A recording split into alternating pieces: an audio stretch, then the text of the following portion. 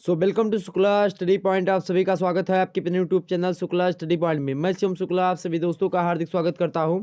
दोस्तों, आज के वीडियो के अंतर्गत हम लोग बात करेंगे हिंदी साहित्य का महासंग्राम वीडियो है यह, और मतलब कि जीवन परिचय एवं साहित्यिक परिचय के बारे में इस वीडियो के अंतर्गत चर्चा की जाएगी।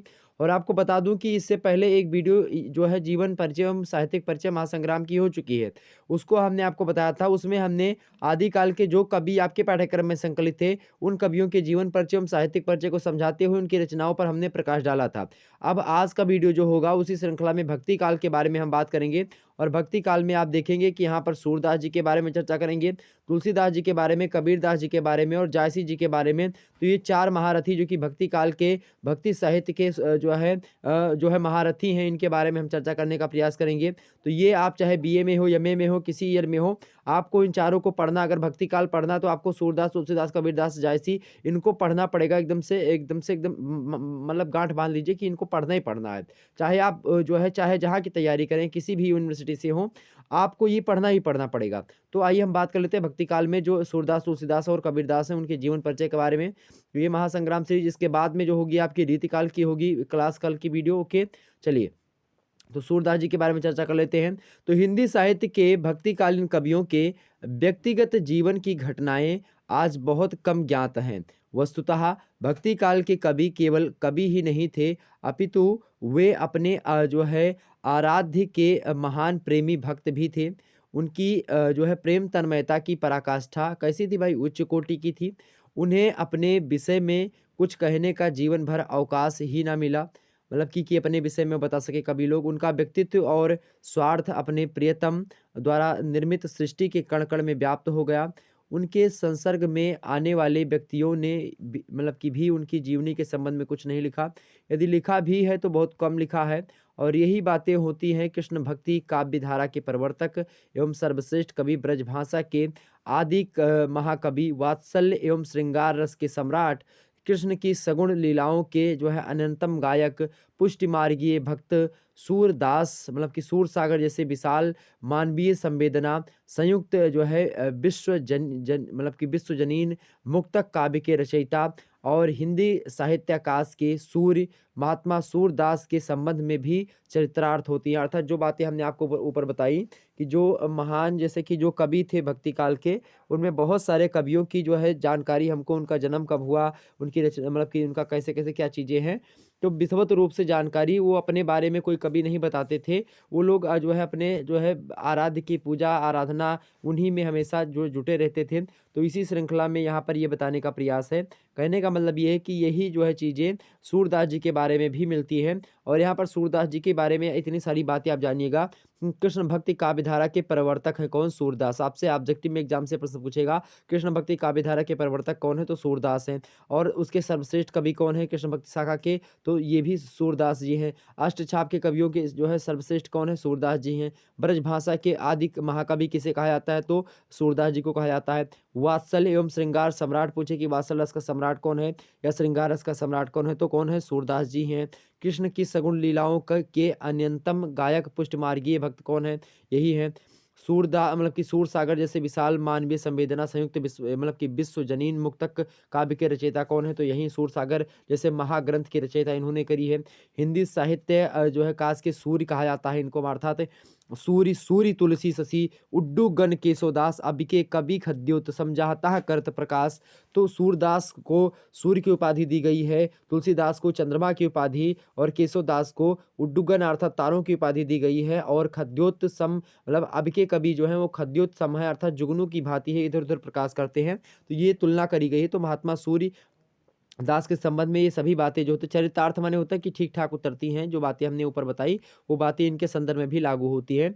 सूरदास ने अपने विषय में कहीं कुछ विशेष नहीं कहा है कि अपने बारे में अपनी रचनाओं में बताया हो। अतः उनका जीवन वृतांत आज तक पूर्णतया ज्ञात नहीं हो सका है कि पूर्ण रूप से हमको पता चले कि सूरदास जी का जन्म वगैरह कब हुआ था और क्या क्या चीज़ें उनके जीवन में थी।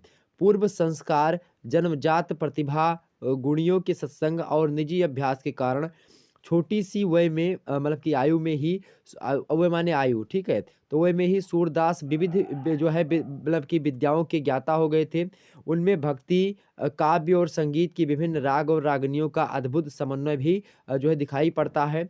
आप देखेंगे कि सूरदास भले ही जन्मांध थे, बहुत सारे लोग कहते हैं कि ये जन्मांध थे, तो भले मतलब कि ये जन्मांध थे, लेकिन इनकी रचनाओं को जब आप देखेंगे तो आपको ये नहीं लगेगा कोई जो है अंधा व्यक्ति इस प्रकार से वर्णन कर सकता है इतना अच्छा। तो बड़े ही अच्छे तरीके से वर्णन किया है इन्होंने, सूरदास जी ने। आइए आगे बात करते हैं सूरदास जी के बारे में। तो सूर्य के जीवन के संबंध में अंतः साक्ष्य की अपेक्षा बाह्य साक्ष्य ही अधिक है। क्या? अंतः साक्ष्य के बारे में इन्होंने ज़्यादा नहीं बताया है, बाह्य साक्ष्यों पर ध्यान दिया है जीवन के जो है संदर्भ में। ओके, ये बात ध्यान रखेंगे। एक बार जितने भी लोग हमारे साथ जुड़ रहे हैं, हमारे भाई बंधु, हमारी जो है भाई बहनें, जितने भी लोग हमारे साथ जुड़ चुके हैं, सभी लोग वीडियो को शेयर कर दीजिएगा और लाइक कर दीजिए सभी लोगों के पास। मतलब कि सभी लोगों के पास शेयर कर दीजिएगा, वीडियो को लाइक कर दीजिएगा। तो ये जो है आगे बढ़ते हैं और आपको बता दूं इसी प्रकार से आपकी रात के 8 बजे से क्लास होती है। कल की वीडियो अगर आप लोगों ने नहीं देखी तो देख लीजिएगा, उसमें गोरखनाथ और विद्यापति और अमीर खुसरो के जीवन परिचय और इन सभी के बारे में बताने का प्रयास किया गया, उनकी रचनाओं के बारे में, तो उसको आप लोग देख लीजिएगा। आगे समझते हैं। तो सूर्य के जीवन के संबंध में अंतः साक्ष्य की अपेक्षा बाह्य साक्ष्य भी अधिक है। नाभादास के भक्तमाल, नाभादास किसकी रचना है, मतलब सॉरी, भक्तमाल किसकी रचना है? आपसे एग्जाम से प्रश्न बन सकता है, तो किसकी है भाई? नाभादास की। ये बात आप लोग गांठ बांध लीजिए, ऑब्जेक्टिव में ऐसे प्रश्न बनेंगे। ओके, बाकी लिखित में प्रश्न बनेंगे कि सूरदास जी के जो है, सूरदास का जीवन परिचय देते हैं, उनकी विभिन्न रचनाओं का प्रकार डालिए, या सूरदास जी के एक प्रकार से बारे में बताइए। कुछ भी पूछेगा तो आप इन सभी बातों को अगर जानेंगे तो सूरदास जी के बारे में अच्छे तरीके से जो है आंसर लिख पाएंगे। अगला है गोकुलनाथ के 84 जो है वैष्णवन की वार्ता। 84 वैष्णवन की वार्ता जो है ये किसकी रचना है? ये जो है गोकुलनाथ की रचना है। 84 वैष्णवन मतलब 84 जो एक प्रकार से नाथ, मतलब कि 84 वैष्णवन मतलब कि जो वैष्णव संप्रदाय के थे, तो 84 जो है साधु संतों के बारे में इसमें बताया गया है, गोकुलनाथ ने बताया है। यदुनाथ एक व्यक्ति हैं, यदुनाथ का जो है उनके बल्लभ दिग्विजय इनकी रचना है। बल्लभ दिग्विजय किसकी रचना है? तो यदुनाथ की है, बात भी ध्यान रखेंगे। निज वार्ता और हरिराम, मतलब कि निज वार्ता भी इन्हीं की रचना है। हरिराम जो है की रचना है भाव प्रकाशावली, और भाव प्रकाशावली ये भी रचना किसकी है? हरिराम जो है की द्वारा लिखी गई है। तो इन सभी ग्रंथों में सूर्य का जीवन वृत्तांत जो है मिलता है। तो ये सब ऐसी रचनाएं हैं जिनमें भक्ति काल के संबंध में बातें बताई गई हैं। तो इसमें सभी मतलब भक्ति वाले कवियों के बारे में इन सभी रचनाओं में जो है जानकारी मिलती है हमको। तो आगे बढ़ते हैं। तो हरिराम जी के अनुसार सूरदास जी का जो जन्म हुआ था, हरिराम जो भाव प्रकाशावली जो रचना है, इस रचना में हरिराम जी के अनुसार मतलब हमको ये पता चलता है कि सूरदास जी का जो जन्म हुआ था दिल्ली के निकट में हुआ था। दिल्ली के निकट माने नज़दीक हुआ था, कहाँ पे? ब्रज की ओर पड़ने वाले सीही नामक ग्राम में हुआ था। कौन ग्राम में भैया? तो सीही नामक ग्राम में जो है महात्मा सूरदास जी का जन्म होता है। और कहाँ पर होता है? एक सारस्वत ब्राह्मण परिवार में जो है महात्मा सूरदास जी का जन्म होता है। कहाँ पर होता है? दिल्ली के पास में ब्रज है, और उसी ब्रज में एक सीही नामक गांव है, वहीं पर हुआ था, और एक सारस्वत जो है ब्राह्मण परिवार में हुआ था। कुछ लोग, कुछ विद्वान ऐसे हैं जो कि जो है महात्मा सूरदास जी का जन्म कहाँ बताते हैं? आगरा से मथुरा जाने वाले वर्तमान जो राजमार्ग है इस समय के, उसी के जो है निकट एक जो है गांव स्थित है, उसका नाम है रुनकता नामक गांव। तो रुनकता नामक गांव में बहुत सारे विद्वान मानते हैं कि इनका जन्म जो हुआ था आगरा से, अगर आप मथुरा जाए, मथुरा से आगरा आएँ, तो उस पर एक राजमार्ग है जो कि जो है आगरा से मथुरा को मिलाता है। तो उसी के बगल में जो है रुनकता नामक गाँव है, उसी गाँव में जो है सूरदास जी का जन्म बताते हैं बहुत सारे विद्वान। जो भी हो, सूरदास जी की साधना यात्रा गऊ घाट से प्रारंभ होती है, जहाँ वे जो है साधुताई अपना करके मतलब कि अपना करके रहने लगे थे। वहीं वल्लभाचार्य से उनकी भेंट होती है, और वे उनके संप्रदाय से दीक्षित होकर के पुष्ट मार्गी भक्ति साधना के प्रति समर्पित हो जाते हैं। तो आपसे पूछेगा सूरदास जी किस संप्रदाय से बिलॉन्ग करते थे? तो पुष्टि मार्गी भक्ति साधना से बिलॉन्ग करते थे। यहाँ से इन्होंने दीक्षा ग्रहण करी थी, दीक्षित हुए थे। कहाँ से? पुष्टि मार्ग से दीक्षित थे। कौन? जो है सूरदास। और ये जो वल्लभाचार्य हैं, ये जो हैं भाई इनके गुरु हैं, किसके? महात्मा सूरदास जी के गुरु का नाम पूछे तो कौन है भाई? वल्लभाचार्य उनके गुरु हैं। और वल्लभाचार्य के बच्चे थे, मतलब लड़के थे, उनका नाम था गोस्वामी विट्ठलनाथ। और वही गोस्वामी विट्ठलनाथ ने 8 जो है कृष्ण भक्ति काव्य के कवियों को इकट्ठा किया, और उनका एक जो है एक प्रकार से एक अष्टछाप के कवियों को संग्रह मतलब कि संग्रह किए। तो वो अष्टछाप के कवियों का संग्रह किसने किया? तो अष्टछाप के कवि मतलब कि अष्टछाप कवि मतलब 8 जो है, जिसमें दास तो 8 कवियों को जो कृष्ण भक्ति शाखा थे मतलब शाखा से थे, उसमें 4 जो थे वो गोस्वामी विट्ठलनाथ के स्वयं के शिष्य थे और 4 जो थे उनमें से वल्लभाचार्य के शिष्य थे। उनमें सूरदास का जो स्थान था अष्टावक्र के कवियों में प्रमुख था। ओके, ये बात ध्यान रखिए। आगे थोड़ा-सा समझ लेते हैं। आगे देखिए मेरे भाई। हाँ। बताया जाता है कि सूरदास जी का जन्म जो हुआ था 1478 ईस्वी में हुआ था। कब हुआ था? तो आपसे एग्जाम्स में जन्म पूछे, ऑब्जेक्टिव में तो आप क्या बताएंगे? 1478 ईस्वी में इनका जन्म हुआ था और वल्लभ संप्रदाय में उनकी दीक्षा हुई थी। ये बात ध्यान रखें। कब हुई थी? 1509 से 1510 ईस्वी के जो है आसपास इनकी दीक्षा हुई थी। एक होती है शिक्षा, एक होती है दीक्षा। दीक्षा माने जिसको माला मंत्र लेना कहते हैं, वही होती है दीक्षा। ठीक है, तो ये यहाँ पर कब हुई थी? 1509 से 1510 ईस्वी में हुई थी। सन 1583 ईस्वी में परसौली नाम का एक गांव है, मतलब परसौली नाम का एक गांव है, उसी गांव में इन्होंने जो है अपने शरीर को क्या करा भाई? त्यागा। कब? तो 1583 ईस्वी में। ओके, उनकी मृत्यु पर दुखित जो है भाव से विट्ठलनाथ जी ने कहा था, क्या कहा? विट्ठलनाथ। विट्ठलनाथ कौन है? हमने बताया था वल्लभाचार्य जो कि सूरदास के गुरु थे, उन्हीं के शिष्य हैं ये विट्ठलनाथ, मतलब कि लड़के हैं, सॉरी लड़के हैं। ओके, ध्यान रखेंगे। इन्होंने कहा था कि पुष्टि मार्ग को जहाज जात है, सो जाको कछ लेनो होय सो लेओ। ये बात विट्ठलनाथ ने कही थी, गोस्वामी विट्ठल ने। और पुष्टि मार्ग का जहाज किसे कहा जाता है? तो सूरदास जी को ही कहा जाता है। ये बात भी ध्यान रखेंगे। आगे बढ़ते हैं, इनकी रचनाओं को थोड़ा सा देख लेते हैं। रचनाएं देखेंगे तो भाई समझते थोड़ा सा। अगर आपको ऑब्जेक्टिव में जो है इनकी मतलब चाहिए, ऑब्जेक्टिव में सूरदास, कबीरदास, तुलसीदास, इनसे कैसी रचनाएं बनती हैं, मतलब कि कैसे प्रश्न बनेंगे, तो ऑलरेडी हमारे चैनल में पहले से ही सूरदास और तुलसीदास, मलिक मोहम्मद जायसी, इन सभी के बारे में जो है बता दिया गया है। और जो है कबीर मतलब कि और भी तमाम सारे हैं आपके, तो सभी के बारे में हमने उसमें बता दिया है। ऑब्जेक्टिव टाइप के प्रश्नों को बहुत चर्चा करी है, तो आप लोग देख लीजिए। चैप्टर 1 कबीरदास, चैप्टर 2 मलिक मोहम्मद जायसी, चैप्टर 3 तुलसीदास, चैप्टर 4 आपके इसी प्रकार से तुलसीदास, इन सभी के बारे में बता दिया गया है, तो आप वो वीडियो देख लीजिएगा। ओके, रचनाओं को समझते हैं। तो सूरदास जी का जो प्रसिद्ध ग्रंथ है वो कौन सा है? सूर सागर है, उसी से फेमस है ये। सूर सारावली इसके अलावा अगला ग्रंथ है, उसके बाद में साहित्य लहरी, उनके मतलब कि ग्रंथ कहे जाते हैं। लेकिन सूर के इन दोनों ग्रंथों की प्रामाणिकता क्या विवादास्पद है? सूर सारावली और साहित्य लहरी की जो प्रामाणिकता है कि ये इन्हीं की रचना है, इसमें विवादास्पद है। लेकिन सूर सागर जो है ये तो एकदम क्लियर है कि हाँ इन्हीं की रचना है। सूर सागर को भागवत पुराण के अनुकरण के पर जो है द्वादश स्कंधी रूप भी दिया गया है, क्योंकि भागवत पुराण में, श्रीमद् भागवत पुराण में द्वादश स्कंध, द्वादश माने होता है 12, स्कंद माने होता है भाग, तो 12 भागों में जो है बटा हुआ है कौन? जो भागवत पुराण है। इसी प्रकार से ये जो सूर सागर है उसी के अनुरूप, मतलब उसी के अनुकरण पर, अनुकरण माने होता है कि मतलब कि कॉपी करना। जैसे भागवत पुराण में जो बातें मतलब कि जो स्कंद है, जितने स्कंद, उसी हिसाब से इसमें भी द्वादश स्कंद रखे गए, मतलब कि कॉपी किया गया, वहां से चुराएगा।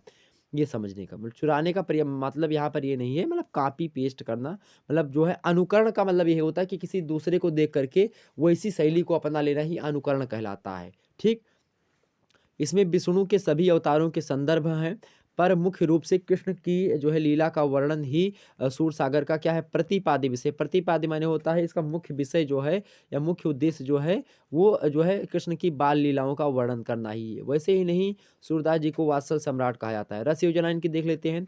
तो सूरदास की कविता में यद्यपि सभी रसों का पुट मिलता है, तथापि 3 विशेष रस मानव जीवन की तीनों अवस्थाओं से संबंधित हैं। पहला रस है आपका वात्सल्य का, मतलब कि वात्सल रस का संबंध कृष्ण की बाल्यावस्था से है।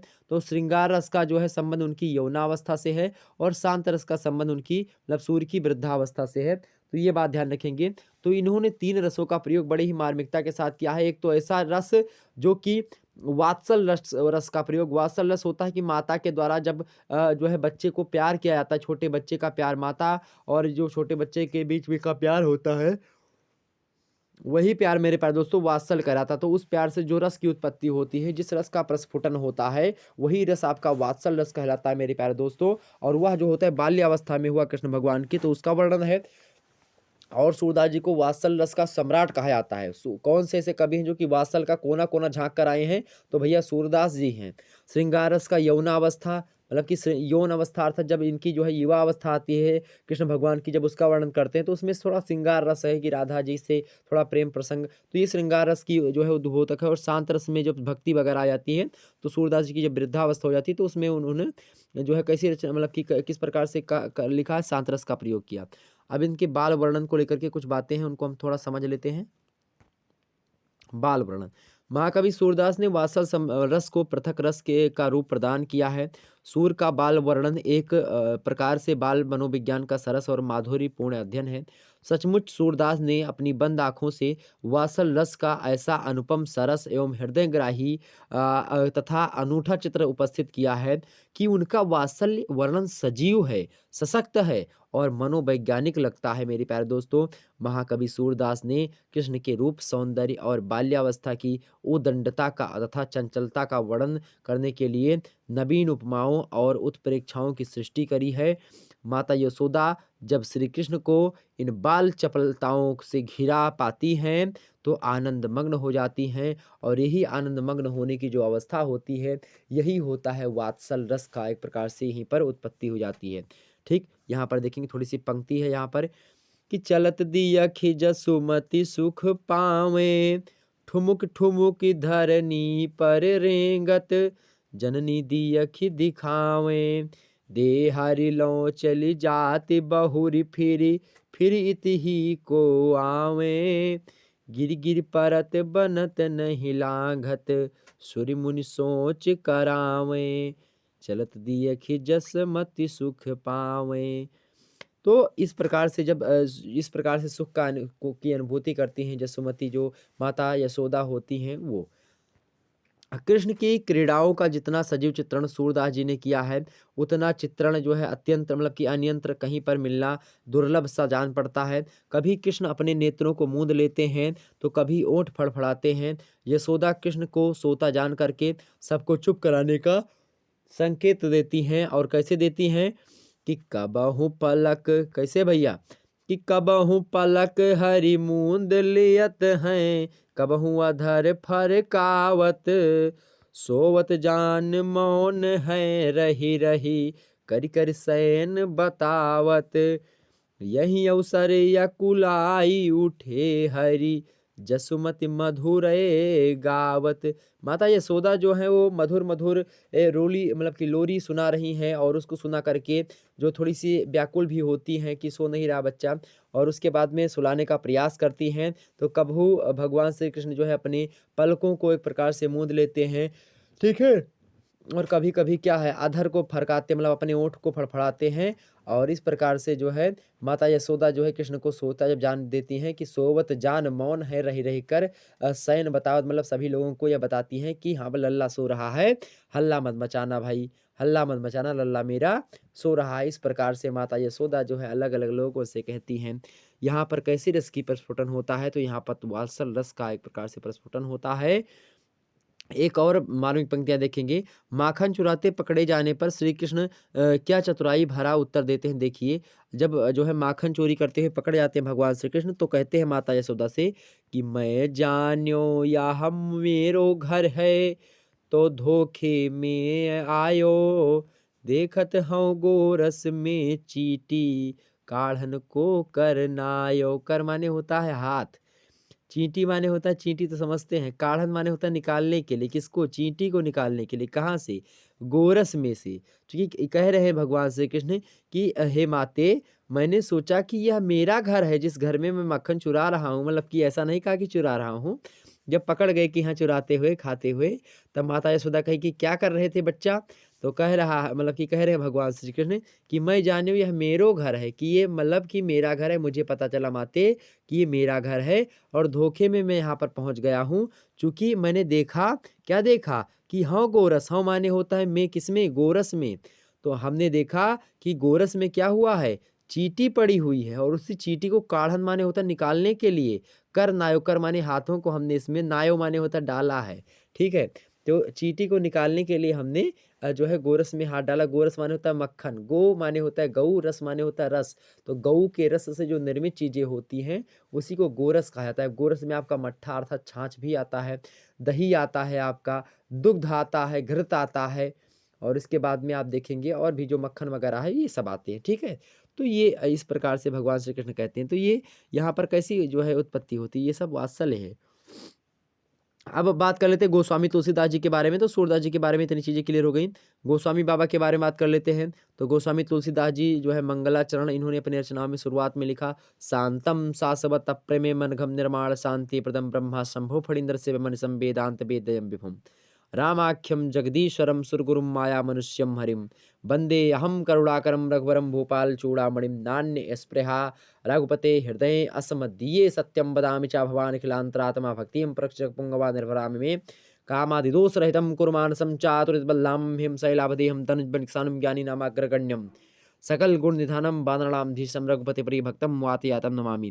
गोस्वामी बाबा हमेशा से जिस वैसे किसी भी कांड की शुरुआत होगी, रामचरितमानस की हो, तो उसमें मंगलाचरण देते। मंगलाचरण माने होता है कि पहले देवी देवताओं की प्रार्थना कर लेते थे। आइए गोस्वामी बाबा के बारे में बात कर लेते हैं। तो ये कहे जाते हैं क्या भाई, गोस्वामी बाबा जो हैं वो चंद्रमा कहे जाते हैं हिंदी साहित्य के। तो सगुण भक्ति शाखा से मैं आपको बता दूं कि हिंदी साहित्य में बात की जाए जो भक्ति काल है उसको 4 भागों में बांटा गया है। भक्ति काल जो है 4 भागों में है। एक बार फिर सुन लीजिए, भक्ति काल सबसे पहले 2 भागों में बांटा गया। एक होता है निर्गुण जो है भक्ति शाखा, और एक थी सगुण भक्ति शाखा। जो निर्गुण भक्ति शाखा है इसके 2 खंड है, एक सूफी काव्य शाखा मतलब कि निर्गुण ज्ञानासरी, और एक है निर्गुण प्रेमासरी। निर्गुण ज्ञानाश्रयी जो है उसमें एक मुख्य कवि है आपके कबीर दास, और निर्गुण जो प्रेमाश्रयी उसमें मुख्य कवि आपके हैं कौन भाई, मलिक मोहम्मद जायसी, जो कि आपके पाठ्यक्रम में संकलित हैं। और जो सगुण में है तो इसमें जो है एक राम भक्ति शाखा है और एक कृष्ण भक्ति शाखा है। कृष्ण भक्ति शाखा के सूरदास से हमने आपको बता दिया।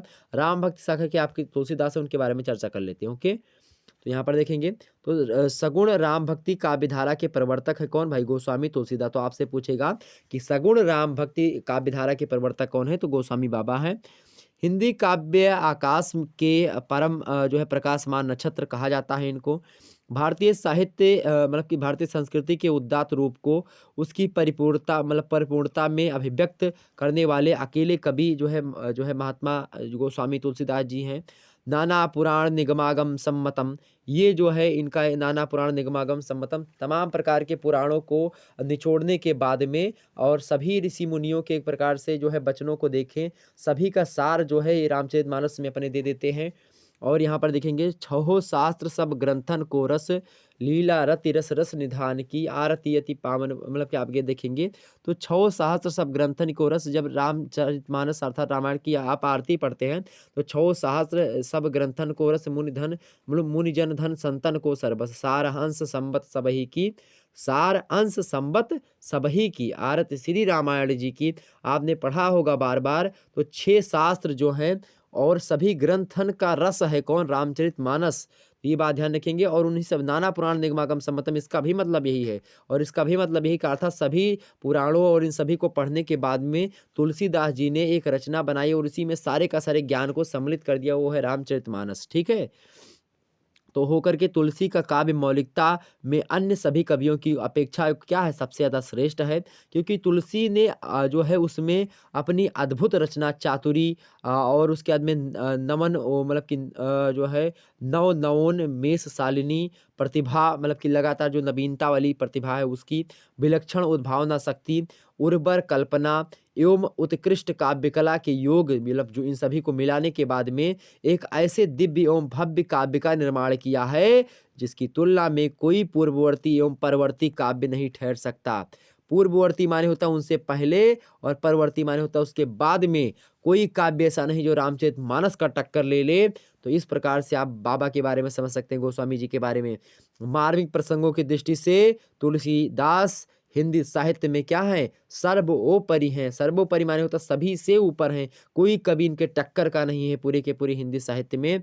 अध्यात्म हो, धर्म हो, दर्शन हो, नीति हो, कोई लोक मर्यादा की बात हो, काव्य रीति की बात हो, और मानव चेतना के विविध रूपों की बात हो, उन सभी का समान्वित उत्कर्ष जो मिलता है वो तुलसी की काव्य साधना में मिलता है। और इनकी काव्य साधना की प्रमुखता की विशेषता है ये सारी की सारी बातें जो हमने आपको बताई। अध्यात्म, धर्म, दर्शन, नीति, लोक मर्यादा, ये सब जो है काव्य रीतियों की इनकी क्या है, विशेषताएं हैं मेरे प्यारे दोस्तों। आइए बात कर लेते हैं तुलसीदास जी के बारे में थोड़ा सा। तो तुलसीदास जी कैसे थे भाई, सरयू पारी ब्राह्मण थे। तो आपसे एग्जाम से प्रश्न पूछेगा कि तुलसीदास कैसे ब्राह्मण थे, तो आप बताएंगे सरयू पारी ब्राह्मण थे। 16वीं सदी में जो है गोंडा सरयू पारीय ब्राह्मणों का गढ़ जो है था उस समय। जो है गोंडा, आप देखें गोंडा जिला मेरा भी पड़ता है, तो 16वीं सदी में गोंडा सरयू पारीय ब्राह्मणों का गढ़ था। अभी भी मतलब आज भी है, ऐसा नहीं कि आज ब्राह्मण यहाँ से कम हो गए। सरयू पारी ब्राह्मण का भी दबदबा है गोंडा में। और उसके बाद दबदबा कहने का मतलब यहाँ पर ये कि हैं ब्राह्मण, जिस प्रकार से पहले थे सरयू पारी ब्राह्मण, उसी प्रकार से अभी भी हैं। और उस समय के समय मतलब कि हम लोग भी सरयू पारी ही ब्राह्मण में आते हैं। उस समय के समाज शास्त्रीय अध्ययन यह बताते हैं कि एटा के सोरो तथा बांदा के राजापुर नाम के ग्राम में सरयू पारियों के होने की कल्पना निराधार है। अतः सत्य यही है कि तुलसीदास का जन्म जो हुआ था गोंडा जिले के पसका में स्थित सूकर खेत में बसे एक जो है राजापुर के निवासी थे आत्माराम दुबे, उन्हीं के यहाँ पर जो है इनका जन्म हुआ था। तो जो है राजापुर नामक ग्राम में आत्माराम दुबे जो है उनके यहाँ पर इनका जन्म हुआ था। सरयू के उत्तर में राजापुर और दक्षिण में कंचनपुर गांव है, जहाँ के दीनबंधु पाठक हैं। कहाँ कहाँ के भाई? दीनबंधु पाठक वहीं के हैं। और उनकी पुत्री है रत्नावली, और इन्हीं रत्नावली से तुलसीदास जी का क्या होता है? तुलसी का विवाह जो है इन्हीं रत्नावली से होता है। पर बाद में वे बीत राग होकर के राम भक्त हो जाते हैं। मूल नक्षत्र में जन्मे के कारण से जो कारण उनको जो है इनके माता पिता के द्वारा त्याग दिया जाता है, और वे सूकर खेत स्थित जो है नरिहर दास के आश्रम में पहुंच जाते हैं। और नरिहर दास इनके गुरु माने जाते हैं। ये बात ध्यान रखिए, नरिहर दास किसके गुरु हैं? तुलसीदास जी के गुरु हैं। नरिहर दास की कुटी आज भी वहां पर विद्यमान है, जहां तुलसी के हाथ से लिखा मानस का एक कांड आज भी सुरक्षित जो है वहां पर रखा हुआ है। आगे थोड़ा सा बड़े जो है आडोलन विलोडन के बाद विद्वानों ने तुलसी का जन्म जो माना है वो भादों मतलब कि सॉरी भादों बोल रहा हूँ, भाद्रपद जो महीना है उस महीने के शुक्ल पक्ष के जो है एकादशी के दिन में मंगलवार दिन था। उसी के दिन संवत 1589 विक्रमी को हुआ था। और बात की जाए संवत 1680 में काशी में उनका क्या देहावसान हो गया था। तो संवत 1680 में देहावसान और 1559 विक्रमी में जो है इनका जन्म माना जाता है। आप अगर इसको जो है सन में चेंज करेंगे 1589 को, तो इनमें से जो है आपको 57 लेस करना पड़ेगा। 57 आप लेस करेंगे तो यहाँ पर 2 आएगा, 8 में से 5 गए, यहाँ पर 3 हो जाएगा, और ये 15, तो 1532 ईस्वी में इनका जन्म हुआ था। और 1680 में से आप जो है यहाँ पर घटा लीजिएगा, तो 57 घटा लीजिएगा तो हो जाएगा आपका मृत्यु वाला। ठीक है। इनके संबंध में, जन्म के संबंध में एक दोहा प्रचलित है कि संबत 1680 असी गंग के तीर, श्रावण शुक्ला सप्तमी तुलसी तजो शरीर। मतलब मृत्यु के संबंध में है कि तुलसीदास जी ने अपने शरीर को तजा था कब? 80 घाट पर संबत 1680 में। 80 गंगा का घाट है एक, 80 मतलब कि गंगा के तीर पर, मतलब उसे 80 घाट है गंगा के नदी के किनारे पर। श्रावण का महीना था, शुक्ल पक्ष था, सप्तमी की तिथि थी, उसी दिन तुलसीदास जी ने अपने शरीर को तजा था। परंतु अधिकतर विद्वान श्रावण शुक्ला सप्तमी के स्थान पर श्रावण मतलब कि श्रावण कृष्णा तीज शनि को प्रमाणिक मानते हैं।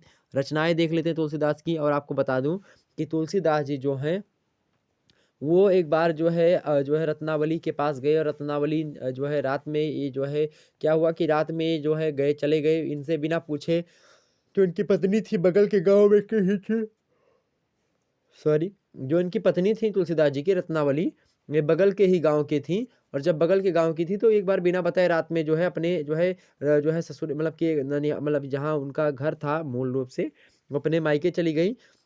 और तुलसीदास जी जब आए वहाँ से कहीं से बाहर से, तो जब इन्होंने देखा कि रत्नावली घर पर नहीं है, तो तुलसीदास जी ने जो है अपना झोरी झंडी उठाया और चल दिया जो है ससुराल की तरफ। और रात्रि में ही जो है पहुँच गए, और कहते हैं कि जो है मुर्दे पर ही बैठ करके नदी पार कर ली, और उधर गए नदी के उस पार। उसके बाद में जो है उनके मतलब कि जो है सांप को पकड़, रस्सी समझ करके पकड़ लिया और चढ़ गए और अंदर गए, क्योंकि दरवाज़ा बाहर से बंद होता था, तो अंदर से आंगन की तरफ से गए। और जो है वहाँ पर पहुँचे, तब जो है रत्नावली को बड़ा एक प्रकार से इन पर हुआ कि इतनी रात को आने की क्या आवश्यकता थी, मतलब जो अगर बिना बताए चली आई तो इसमें तो मतलब कि रत्नावली ने कहा थोड़ा सा कि जो है अस्थि चरम में, कहा क्या कि अस्थि चरम में देह मम तामय ऐसी प्रीति। कि अस्थि माने होता है हड्डी, चरम माने होता है चमड़ा। अस्थि मतलब हड्डी और चमड़े से मिलकर के ये मेरा शरीर बना हुआ है, और इसमें आपकी इतनी प्रेम है, इतना प्रेम आप मुझसे करते हैं, अगर यही प्रेम आप परमात्मा से करते, ईश्वर से करते, तो आपको मोक्ष अर्थात वैकुंठ का दरवाजा आपके लिए खुल जाता। ऐसा जब रत्नावली ने कहा तो तुलसीदास जी ने वहीं पर संकल्प ले लिया कि जो है जिस प्रकार से जो है भगवान शिव ने शिव संकल्प कीन मन माही, यह तन सती भेंट अब नाहीं। इसी प्रकार से जो है बाबा तुलसीदास जी ने संकल्प ले लिया कि अब जो है वैराग्य, ओके, और वैराग्य लेने के मतलब चले गए, और वहीं पर उसके बाद में तुलसीदास जी महान आज ज्ञाता हो गए और इनकी रचनाएं आज पूरे संसार में पढ़ी जाती हैं। रचनाएं देख लेते हैं भाई। तो तुलसी की कृतियों का अध्ययन भारतीय जनता के मस्तिष्क, हृदय और प्राणों का अध्ययन है। तुलसी शास्त्र वेत्ता थे। उनके ग्रंथों में नाना पुराण निगमागमों का निचोड़ है। दार्शनिक सिद्धांतों की विवेचना है। सामाजिक आदर्शों की स्थापना है। लोक संग्रह की भावना है। उत्कृष्ट कोटि की साहित्यिकता है। ये सभी समस्त विशेषताएं उनकी रचनाओं में प्राप्त होती हैं। और बात की जाए मेरे प्यारे दोस्तों,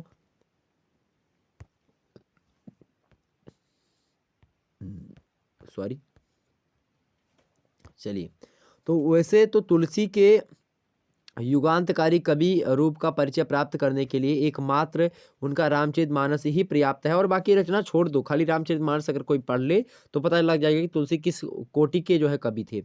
मानस के अतिरिक्त भी उनकी अन्य रचनाएं जो है कम उत्कृष्ट नहीं हैं। उनके नाम इस प्रकार हैं, जैसे कि इनकी 12 रचनाएं जो है प्रामाणिक हैं, और उन 12 रचनाएं आपके समक्ष, एक तो रामचरितमानस हो गई पहली, बाकी 11 रचनाएं यहाँ पर है। पहली है आपकी दोहावली, दूसरी कवितावली, तीसरी गीतावली, कृष्ण गीतावली, पांचवी विनय पात्रिका, छठवीं रामलला नछहु, सातवीं बैराग्य संदीपनी, आठवीं बारहवीं रामायण, नौवीं है पार्वती मंगल, 10वीं है जानकी मंगल, और 11वीं रामाज्ञा प्रश्नावली। और जो अगली रचना थी इनकी जो है मतलब कि जो अगली रचना मतलब कि अगली क्या, और जो 12वीं रचना है वो रामचरितमानस है। मतलब कि ये नहीं कि सीरियल से हमने बताया कि इनकी रचनाकार इसी प्रकार से, ऐसा नहीं है। तो ये बात भी ध्यान रखेंगे कि रचना ऐसा नहीं कि ये सीरियल से जैसा हमने यहाँ पर बताया है वैसे ऐसे रचना हुई कि हाँ इनका जो है दोहावली सबसे पहले लिखी गई, उसके बाद में कवितावली, ऐसा बिल्कुल भी सीरियल से हमने नहीं बताया है। ओके, ध्यान रखेंगे। ये काउंटिंग नंबर आपकी समझ प्रस्तुत है। ओके, भक्ति भावना देख लेते हैं जो है तुलसीदास जी की कैसी थी। तो गोस्वामी तुलसीदास सगुणोपासक राम भक्त थे। सगुण माने होता है कि ऐसे राम की पूजा करते थे जो कि जिनका सा शरीर हो, सा गुण हो, मतलब जिनके गुण और जिनकी मतलब शरीर, सा शरीर जो राम है उनकी पूजा करते थे। तो और कहीं न कहीं पे सगुण और निर्गुण का एक प्रकार से समन्वय भी कहीं-कहीं पर किया है इन्होंने, कि बिन पग चलें सुने बिन काना, या इसी प्रकार से आनन रहित सकल रस भोगी, बिन बानी बक्ता बड़ जोगी, ऐसे। तो उन्होंने युग धर्म को पहचाना और युग की आवश्यकता अनुरूप राम भक्ति का आदर्श प्रस्तुत किया। वह व्यक्ति मोक्ष के साथ लोक कल्याण के भी आकांक्षी थे। उन्होंने अनुभव किया कि लोक को ऐसे ईश्वर की आवश्यकता है जो दीन दुखियों की पुकार सुनकर के उनकी रक्षा कर सके और अधर्म का नाश करके धर्म की प्रतिष्ठा कर सकें। इसलिए उन्होंने मर्यादा पुरुषोत्तम राम की दास से भक्ति के जो है आत्म प्रकाशी एवं लोकानुमोदी रूप को जो है प्रतिष्ठित किया, मतलब कि क्या करा भाई, प्रतिष्ठित किया। और तुलसी के राम एकदम से मर्यादा पुरुषोत्तम है, और उनके जो है एकदम से जो भी राम ने किया है, अगर वो कृत्य जो है जो व्यक्ति करेगा तो निश्चित तौर पर बड़ा ही फेमस व्यक्ति हो सकता है। भगवान राम के शील, शक्ति और सौंदर्य समन्वित आदर्श को प्रस्तुत करने करके उस आदर्श के महान मतलब महत्व की अनुभूति करते करते वे लघुता की उस चरम सीमा तक पहुंच गए थे तुलसीदास जी, जहां एकाकार होने की स्थिति आ जाती है। उनकी राम भक्ति की यही सबसे बड़ी विशेषता है। और वो कहते हैं अपनी राम भक्ति को लेकर के कि ए राम सो बड़ो कहे कौन, मोसो कौन छोटो, कि राम से बड़ा कौन हो सकता है और मुझसे छोटा कौन हो सकता है। राम सो खरो कौन, मोसो कौन खोटो, मतलब मेरे अंदर बहुत सारे खोट हैं, मैं गलतियों का पुतला हूँ, राम क्या है खरे हैं, उनमें कोई गलती नहीं है मेरे प्यारे दोस्तों।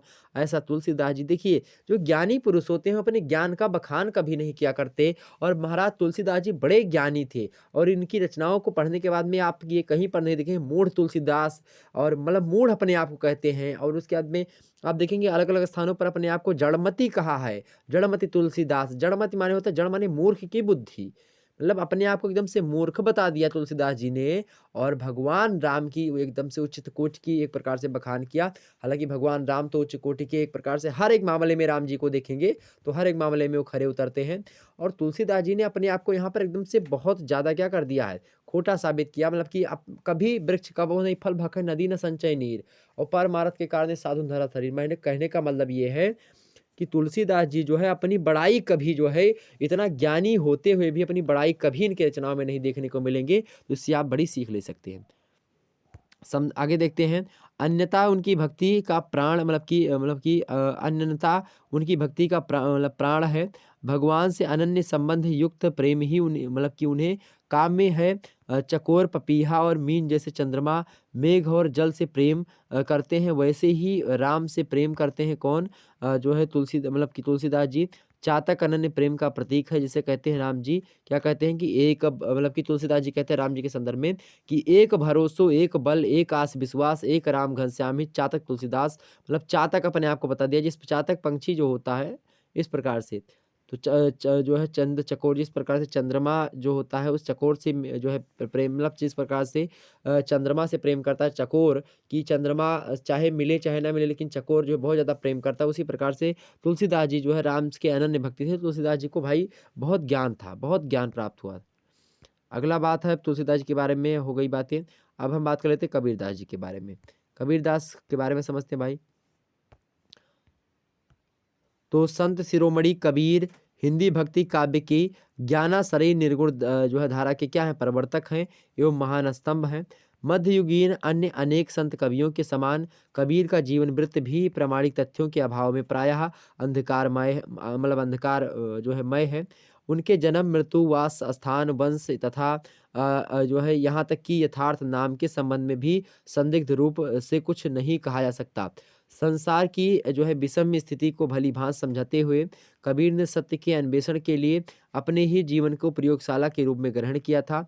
उन्होंने अनुभव की आंखों से जो कुछ देखा उसे आत्म साधना के लिए सार एवं ब्रह्म जो है विचार के रूप में अभिव्यक्त किया। उनका आविर्भाव जो हुआ था तत्कालीन युग का एक जो है आग्रहपूर्ण आमंत्रण था। सामाजिक भेदभाव को दूर करना ही उनका उद्देश्य मात्र था। कबीरदास की जीवनी पर प्रकाश डालने वाले ग्रंथों में श्री पीपा की बाणी, धर्मदास जी भवतारणा, कबीर गोरख गोष्ठी, कबीर चरित्र बोध, भक्तमाल, कबीर परिचयी आदि का उल्लेख मिलता है। धर्मदास ने कबीर के विभिन्न युगों में जो है जन्म का जो है साश्रद्ध वर्णन किया है। जो है पीपा की बाणी में उनके जो है आध्यात्मिक ज्ञान की प्रशंसा की गई है। कबीर गोरख गुटका में जो है योगी गोरखनाथ के साथ कबीर की तत्व सिद्धांत विषय पर बातचीत दर्ज पाई जाती है। चरित्र बोध में बताया गया है कि उनका आविर्भाव जो हुआ है वो कब हुआ है? आविर्भाव उनका जन्म जो हुआ है वो 1455 बिक्रमी में संवत का 1455 संवत 1455 बिक्रमी में इनका जन्म माना जाता है। 1455 बिक्रमी की बात की जाए तो इसको जब आप सन में कन्वर्ट करेंगे तो इनमें से 55 में से 57 आप घटा दीजिएगा तो 1398 लगभग आपका पड़ेगा। क्या? 1398 जो है ये ईस्वी में पड़ेगा। ओके, ये बात ध्यान रखेंगे। तो कबीर परिचय में वर्णित जीवनी के अंतर्गत इन्हें जन्म से जुलाहा और काशीवासी बताया गया है। कबीर के गुरु जो थे उनका नाम क्या था? रामानंद था, तो आप ये भी जान लीजिएगा। सिकंदर लोदी के समकालीन थे और वे अनेक बार प्रताड़ित भी हुए थे सिकंदर लोदी के द्वारा और 120 वर्ष तक ये जिए थे और इनका स्वर्गवास जो हुआ था 120 साल के बाद में हुआ। कबीर चरित्र बोध के अनुसार कबीर का आविर्भाव जो हुआ था 1398 ईस्वी में हुआ था। भक्तमाल के टीकाकार प्रिया दास का मत है कि 1492 ईस्वी में कबीर दास का क्या हो गया था? देहावसान, अर्थात जो है मृत्यु हो गई थी। कहाँ पर हुई थी? मगहर में हुई थी।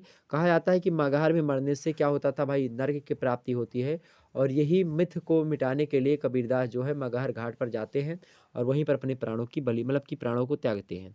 ओके, इनके व्यक्तित्व को थोड़ा समझते हैं। तो कबीर परम संतोषी थे, उदार थे, स्वतंत्र चेता थे, निर्भीक थे, सत्यवादी थे, अहिंसा के पुजारी भी थे, प्रेम के समर्थक भी थे, बाह्य आडंबर विरोधी थे, क्रांतिकारी सुधारक भी रहे हैं ये।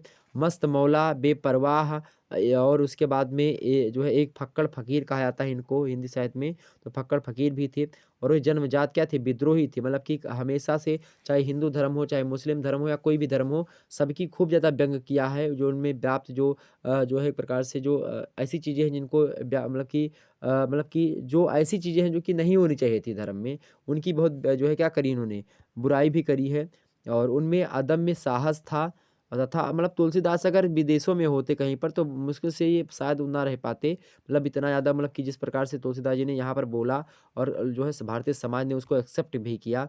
और वैसा जो है जो भी अब कवि बोलता था विदेशों वगैरह में, आप देखेंगे पाश्चात्य समाजों में देखेंगे तो कोई व्यक्ति बोलता ही नहीं था। कोई जैसे ही अगर जो है चर्च पादरी के खिलाफ चला जाए तो उसके बाद में उसको निकासीन हो जाती थी सीधे सीधे।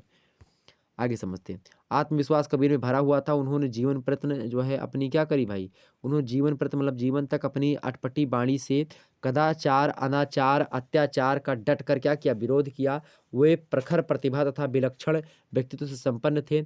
आचार्य हजारी प्रसाद द्विवेदी के शब्दों में तुलसीदास जी के बारे में बात की जाए तो उन्होंने कहा आचार्य हजारी प्रसाद द्विवेदी जी ने कि हिंदी साहित्य के 1000 वर्षों में कबीर जैसा व्यक्तित्व लेकर के कोई लेखक उत्पन्न नहीं हुआ। वे सिर से पैर तक मस्त मौला, स्वभाव से फक्कड़, आदत से अक्खड़, भक्त के सामने निरीह, वेशधारी के आगे प्रचंड, दिल के साफ, दिमाग के दुरुस्त, भीतर से कोमल, बाहर से कठोर, जन्म से अस्पृश्य। अस्पृश्य माने होता है जो अनटचबिलिटी में आता हो, मतलब कि ऐसे थे। कर्म से वंदनीय थे। ऐसे अलौकिक व्यक्तित्व वाले कबीर ने हिंदू व मुसलमान दोनों को ही उनके बाह्य आडंबरों के लिए निर्भीकता से कस करके फटकारा भी है। ठीक, आगे समझते हैं। रचनाएँ इनकी थोड़ा-सा देख लेते हैं कबीरदास की।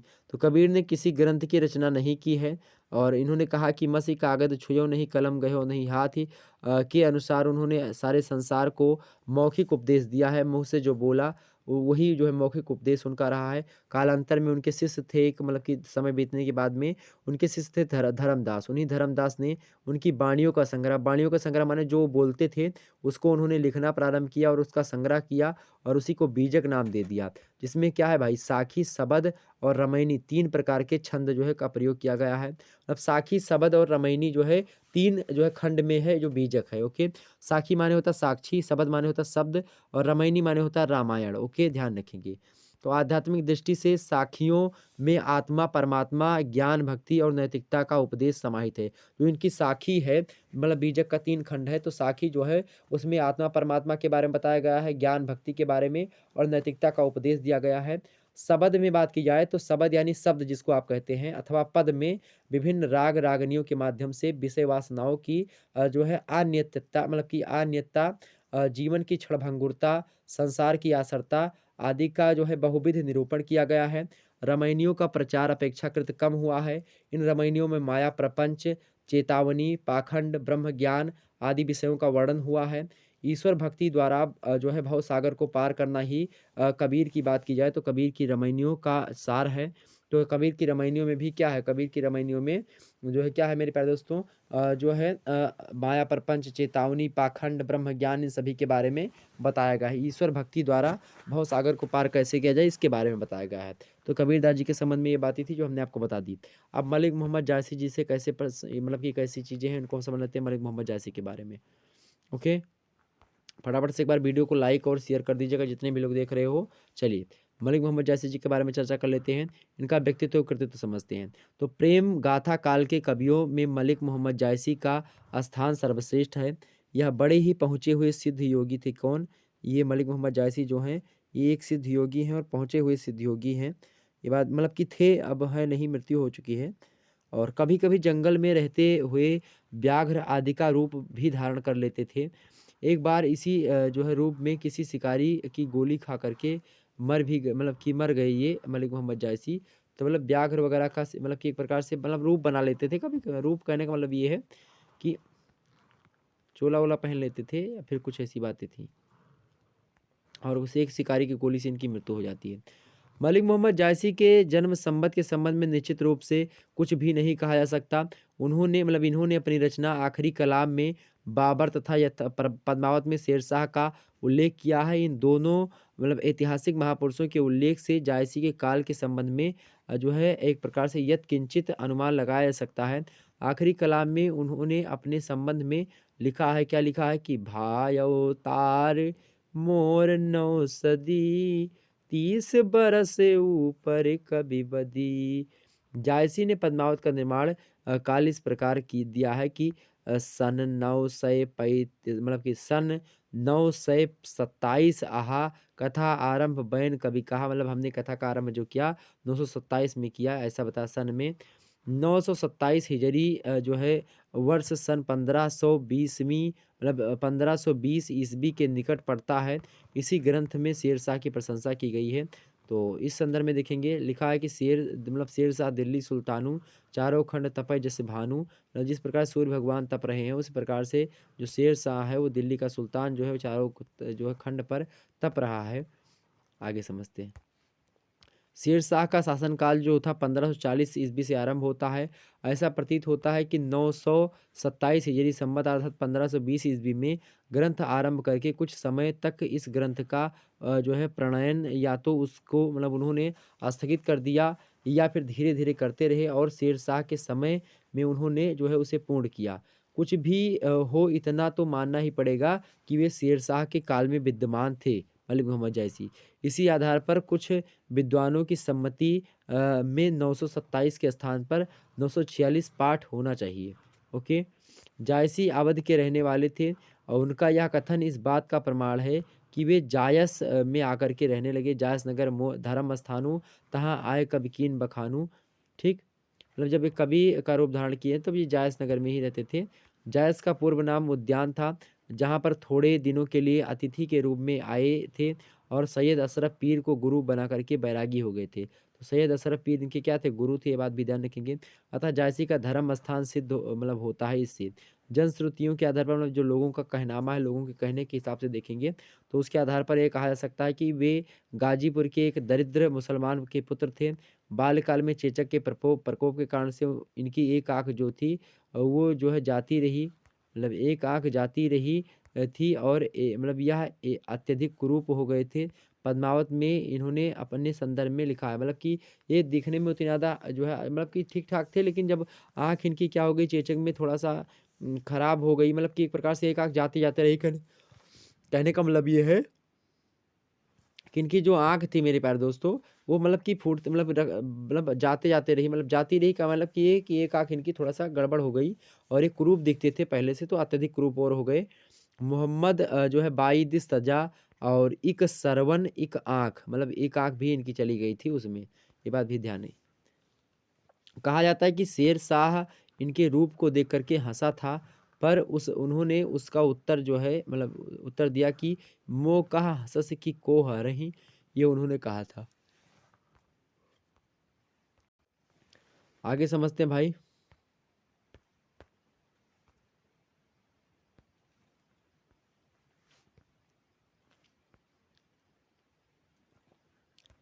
आगे समझते हैं अगली लाइन। हाँ। इनके पिता का जो स्वर्गवास तो पहले ही हो चुका था, किसके? मलिक मोहम्मद जैसी जी के। चेचक की बीमारी में इनकी माता का भी एक जो माता भी मकनपुर के जो है मादर शाह की मनौती मान करके अपने बालक के स्वस्थ मुख को देखने के मतलब पूर्व ही जो है ऐहिक लीला संवरण कर गई। मतलब कि ऐहिक लीला संवरण मतलब कि कहीं न कहीं पे रोगी अवस्था में अनाथ बालक जायसी साधुओं की शरण में रह कर के जीवन यापन करने लगा। मतलब इनकी माता भी जो है मृत्यु हो गई थी इनकी। ये समझिए थोड़ा-सा, ज़्यादा बातें डीप में नहीं जानने की आवश्यक है, ताकि आप का एग्ज़ाम्स नज़दीक है। आगे समझते हैं। जायसी अपने जीवन काल में ही सिद्ध फ़कीर माने जाते थे। यह निज़ामुद्दीन औलिया की शिष्य परंपरा में थे। मतलब कौन?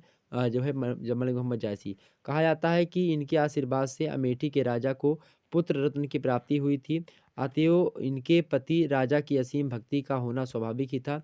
मरने के पश्चात इनकी कब्र उसी राजा के किले के सामने बनी और आज तक सुरक्षित है। मलिक मोहम्मद जैसे कि राजा अमेठी के जो राजा थे। पंडित रामचंद्र शुक्ला ने जायसी ग्रंथावली में जायसी के 3 ग्रंथों का समावेश किया है। उसमें पद्मावत, अखरावट और आखिरी कलाम जो है मुख्य हैं। डॉक्टर माता प्रसाद गुप्त और वासुदेव शरण अग्रवाल को एक चौथा ग्रंथ भी इनका मिलता है, वो उसका नाम है कहरानामा।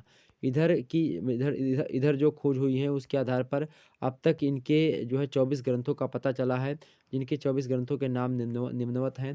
पहला ग्रंथ है पद्मावत, दूसरा है अखरावट, तीसरा है सखरावत, चौथा है चंपावत, पाँचवा है इतरावत, छठवां है आपका मटकावत और सातवां है आपका चित्रावत और आठवां है आपका खुरवा नामा, नौवां है मुराई नामा, 10वां है जो है मुकहरा नामा और 11वां है जो है मुखरा नामा। 12वां है आपका पोस्तीनामा और 13वां है होलीनामा, 14वां है आखिरी कलाम, 15वां है घनावत, 16वां है सोरठ और जो 17वां है आपकी जपजी, 18वां है मैनावत, 19वां है मेखरावटनामा और 20वां है आपकी रचना इनकी कहरानामा और 21वीं रचना है स्फुटिक, कुछ कविताएँ लिखी है, स्फुट कविताएँ वो रचना है और 12वीं रचना है लहलावत लहतावत और 83वीं रचना है सकरानामा और 24वीं रचना है मसला या फिर मसलानामा। ये 24 रचनाएँ जो हैं आप तक की शोध के हिसाब से पता चली हैं, उनके बारे में हमने आपको बताया। और यहाँ पर देखेंगे थोड़ी और बातें इनके सामने वैष्णव की भांति इन्होंने सृष्टि को गोसाई की क्रीड़ा अर्थात भगवान की लीला माना है और लिखा है कि रहा जो एक जल गुप्त सुमुंदा बरसा सहज अटारन बुंदा, ये इन्होंने कहा है। 18 सहस्त्र बूंद 18 सहस्त्र जीवों की कोटियाँ हैं।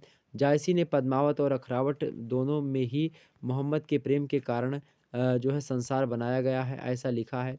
जैसे अंकुर में दो दल निकले हैं, वैसे ही आकाश और पृथ्वी और उन्हीं के आधार पर सूर्य और चंद्र, पाप और पुण्य, दुख और सुख आदि द्वंद्वों की सृष्टि हुई है।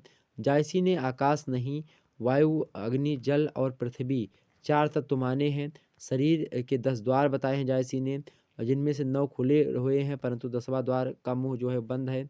और इब्लीस इस 10म द्वार का रक्षक है। 10वें द्वार का रक्षक कौन है? इब्लीस नाम का व्यक्ति है, वो इसका रक्षक है, ऐसा मलिक मोहम्मद जायसी बताते हैं। आगे कहते हैं मलिक मोहम्मद जायसी की भारतीय दार्शनिकों की भांति जायसी भी पिंड और ब्रह्मांड की एकता को स्वीकार करते हैं और कहते हैं कि जो है सातों दीप नवों खंड कि नवों खंड आठों दिस जो आए 8 दिशा बताई, 7 दीप बताए पृथ्वी पर, 9 खंड बताया, जो जो है ब्रह्मांड सो पिंड है, हेरत अंत न जाहि, ये बात बताई। शरीर संसार का लघु संस्करण है, तीर्थ आदि सब इसी के अंतर्गत हैं। मस्तिष्क मक्का है तो हृदय मदीना है। इसी प्रकार जो है इंद्रियां जिबाइल कि जिब्राइल हैं, इजराइल आदि हैं। ठीक। जायसी ने नारद को शैतान का रूप दिया है और उसे 5 कोतवालों के साथ नाभि कमल के नीचे स्थित माना है। जीवात्मा जब ब्रह्म की अपने ही अंदर खोज करता है तो वह अंत में ब्रह्ममय ही बन जाता है, ऐसा जायसी का मानना है। ये कुछ बातें थी जायसी को लेकर के जो कि हमने आपको बता दी। यहाँ पर देखेंगे दुंगहि समुद्र समान यह अचरज कासो कहो और जो हीरा सो हैरान मोहम्मद आपूरी हिराप महा। ये देखिए ये मोस्ट इम्पोर्टेंट इतने जो थी बातें हमने बता दी आपको। तो ये भाई साहित्यिक परिचय का एक प्रकार से ये वीडियो आपका समाप्त होता है। अब जो अगला वीडियो आएगा वो आपका कल की जो वीडियो होगी आपके समक्ष प्रस्तुत की जाएगी, वो किसकी होगी मेरे प्यारे दोस्तों? वो रीति काल की होगी और रीति काल में जो होगी आपकी कल रात के 8 बजे से क्लास होगी जिसमें केशवदास बिहारी और घरानंद के बारे में चर्चा की जाएगी। ओके, फिर मिलते हैं नेक्स्ट वीडियो में, तब तक के लिए जय हिंद जय भारत। आप सभी को बहुत बहुत धन्यवाद हमारे साथ जुड़ने के लिए। ये क्लास जरूर लीजिएगा, कल वाली मोस्ट इंपॉर्टेंट है। ओके, धन्यवाद आप सभी का।